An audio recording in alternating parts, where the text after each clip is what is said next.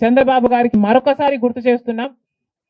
చంద్రబాబు గారు బీజేపీ పార్టీతో ఎలక్షన్లకు ముందు పొత్తు పెట్టుకుంటున్నప్పుడే కాంగ్రెస్ పార్టీ పదే పదే చెప్పడం జరిగింది. ఒక్క మాట అయినా తీసుకోకుండా, కండిషనల్ సపోర్ట్ అయినా మీరు ఎక్స్టెండ్ చేయకుండా, మీరు బేషరతుగా స్పెషల్ స్టేటస్ అన్న కండిషన్ పెట్టకుండానే మీరు బీజేపీ పార్టీకి ఎందుకు అలయన్స్ పెట్టుకున్నారు చంద్రబాబు గారు అని అప్పుడు ప్రశ్నించడం జరిగింది.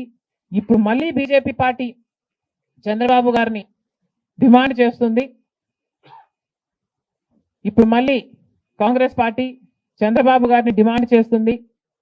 బికాస్ మీరిచ్చిన ఎంపీల వల్ల ఆంధ్ర రాష్ట్ర ప్రజలు ఎన్నికైన ఎంపీలను మీరు బీజేపీ పార్టీకి ఇచ్చారు కాబట్టే ఈరోజు బీజేపీ పార్టీ అధికారంలో ఉంది. కాబట్టి చంద్రబాబు గారు ఈ విషయాన్ని గుర్తుపెట్టుకొని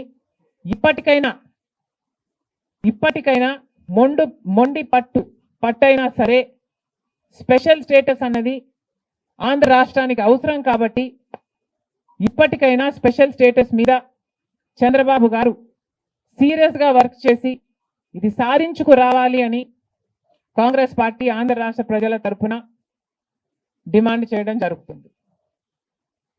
ఒక స్పెషల్ స్టేటస్సే కాదు, పోలవరం ప్రాజెక్టు కూడా ఉంది.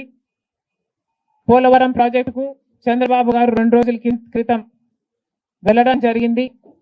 నిజానికి పోలవరం ప్రాజెక్టు రాజశేఖర రెడ్డి గారి ఆలోచన.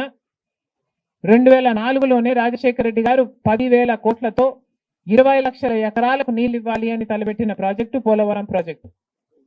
రాజశేఖర రెడ్డి గారి హయాంలోనే కుడి ఎడమ కాలువలు పూర్తి చేయడం జరిగింది. ఆ కాంగ్రెస్ హయాంలోనే 4,500 కోట్లు అంటే దాదాపుగా 40% పనులు పూర్తి చేయడం కూడా జరిగింది. కానీ తర్వాత అధికారంలోకి వచ్చిన చంద్రబాబు గారు పోలవరం ప్రాజెక్టు కాస్టును అమాంతంగా 29,000 కోట్లకు పెంచారు.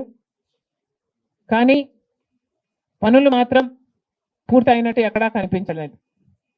2018 కల్లా నేను పూర్తి చేస్తాను అని రాసి పెట్టుకోండి అని చంద్రబాబు గారు ఆ రోజు అసెంబ్లీ సాక్షిగా ఛాలెంజ్ కూడా చేశారు.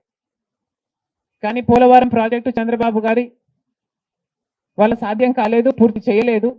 ఆ తర్వాత అధికారంలోకి వచ్చిన జగన్మోహన్ రెడ్డి గారు పోలవరం ప్రాజెక్టుని మళ్ళీ రివర్స్ టెండరింగ్ అంటూ మొదలుపెట్టి 55,000 కోట్ల రూపాయలకు దాన్ని ప్రాజెక్టు కాస్ట్ను పెంచారు.